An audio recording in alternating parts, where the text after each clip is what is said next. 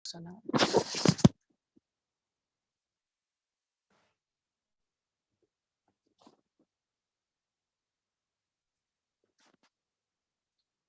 Assalamualaikum warahmatullahi wabarakatuh. Kami dari kelompok 4 akan mempresentasikan hasil kerja kelompok kami, yaitu dengan topik pengelolaan konflik dalam komunikasi interpersonal. Kelompok 4 sendiri terdiri dari saya, Anisya Fatihatur Rahma, lalu ada Fola Marulina Pasaribu, Muhammad Devan Jonatila, dan Wahyudi Nurzulifan. Baiklah, untuk yang pertama akan dijelaskan oleh saudara Wahyudi. Kepada Wahyudi dipersilahkan.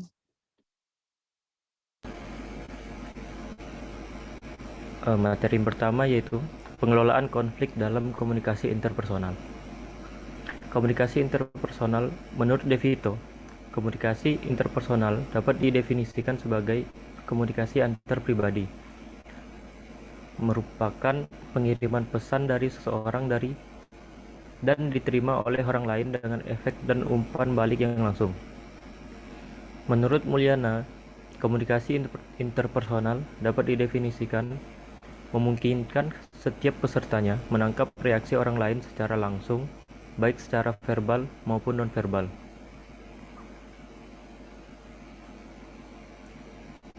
Selanjutnya, definisi konflik komunikasi interpersonal. Frost dan Wilmot dalam Mulyana mendefinisikan sebagai suatu perjuangan yang diekspresikan antara sekurang-kurangnya dua pihak yang saling bergantung, yang mempersepsi tujuan-tujuan yang tidak sepadan, imbalan yang langka, dan gangguan dari pihak lain dalam mencapai tujuan mereka. Konflik berasal dari kata confliger, yang artinya bersama atau bersaling-saling, dan fliger, yang artinya tubruk atau bentur.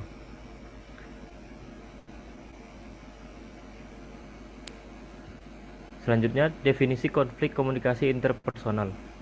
Adapun konflik secara harfiah adalah perbenturan antara dua pihak yang tengah berjumpa dan bersilang jalan pada suatu titik kejadian yang berujung pada terjadinya benturan. Sedangkan secara umum, konflik didefinisikan sebagai suatu peristiwa yang timbul karena adanya niat-niat disengaja antara pihak-pihak yang berkonflik itu. Baik, terima kasih kepada Wahyudi. Berikutnya ada kategori konflik interpersonal yang akan dijelaskan oleh Fola. Kepada Fola dipersilahkan. Baiklah, di sini saya akan menjelaskan itu tentang kategori konflik interpersonal. Yang pertama itu ada pseudo konflik, yang kedua fast konflik, tiga value konflik, polis konflik, ego konflik, dan meta konflik. Selanjutnya, manajemen konflik komunikasi interpersonal. Strategi manajemen konflik interpersonal adalah strategi menang kalah dan menang-menang, win-loss, and win-win strategi. Strategi menghindari dan melayani pertengkaran atau avoidance and active fighting strategi. Strategi pemaksaan dan berbicara atau force and talk strategi. Strategi menurunkan atau menaikkan ego atau face extracting and face and sensing strategi. Strategi berbicara secara agresif dan argumentatif atau verbal aggressiveness and argumentiveness strategi. Menurut De Vito dan manajemen konflik in komunikasi interpersonal, pada dasarnya efek konflik bisa dikategorikan menjadi dua, yaitu efek positif dan negatif. Efek positif konflik bisa meningkatkan kohesivitas dan kualitas komunikasi antar pribadi itu sendiri. Sedangkan efek negatifnya, jika konflik tidak dikelola dengan baik, membuat konflik tersebut mengalami degradasi dan akhirnya hubungan yang terjalin berakhir.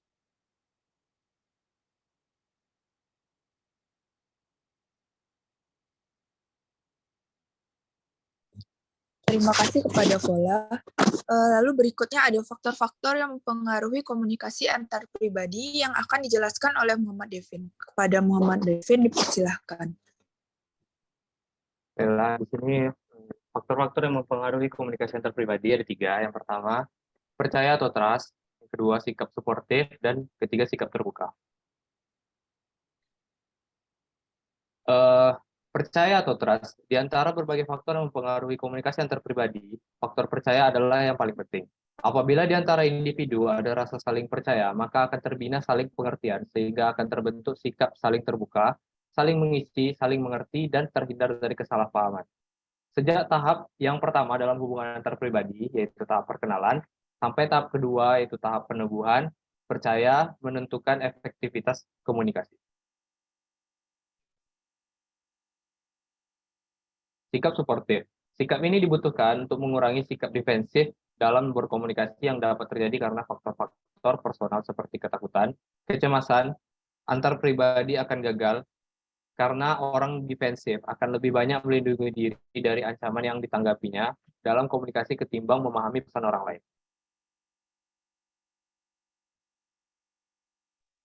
Sikap terbuka. Di antara berbagai faktor yang mempengaruhi komunikasi antar pribadi, faktor percaya adalah yang paling penting. Apabila di antara individu ada rasa saling percaya, maka akan terbina saling pengertian, sehingga akan terbentuk sikap saling terbuka, saling mengisi, saling mengerti, dan terhindar dari kesalahpahaman. Sejak tahap yang pertama dalam hubungan antar pribadi, yaitu tahap perkenalan, sampai tahap kedua, tahap peneguhan, percaya menentukan efektivitas komunikasi.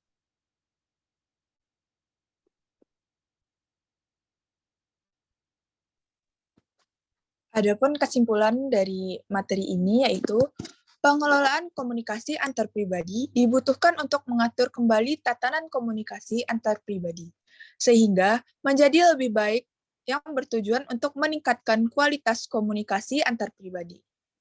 Sebagian besar orang memiliki kesalahpahaman persepsi mengenai konflik. Mereka berpikir bahwa konflik itu buruk dan harus dihindari. Mereka memandang konflik secara negatif. Terkadang orang juga berpikir bahwa konflik hanya menimbulkan frustasi dan tidak menyehatkan. Padahal, konflik merupakan sesuatu yang menyehatkan bagi kelompok, di mana kelompok dapat semakin berkembang, dan jika konflik dapat diselesaikan dengan baik, maka keharmonisan anggota kelompok pun akan menjadi lebih baik. Baiklah, sekian hasil presentasi kelompok kami. Apakah ada ingin bertanya? Dan jika ada pertanyaan, maka silahkan tuliskan di komentar. Sekian, terima kasih. Assalamualaikum warahmatullahi wabarakatuh.